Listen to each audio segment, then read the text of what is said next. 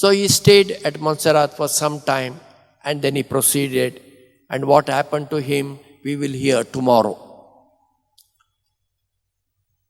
Inigo was a worldly man. But God touched him and he responded to that God's call.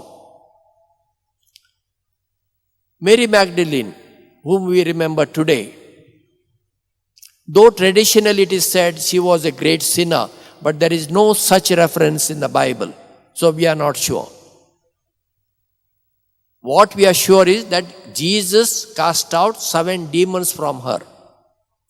And then she followed Jesus till the end. Both Mary Magdalene and Ignatius had a new life.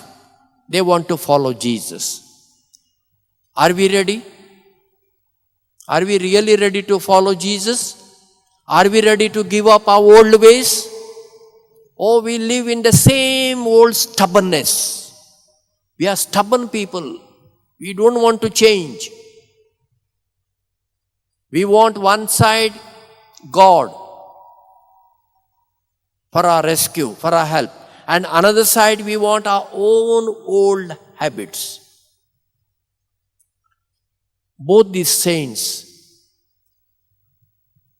give us a message. Give up. Give up that yourself. Place yourselves in the hands of Jesus. He will lead you. He will show you the way. And you walk the path which Jesus will show you. Let us ask for this grace that we may become true Christians. The true Christian is not the one who wears a cross or scapular or comes to a church.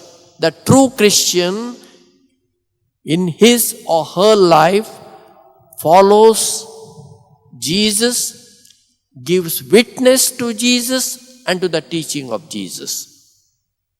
Let us pray that we may become true disciples of Jesus.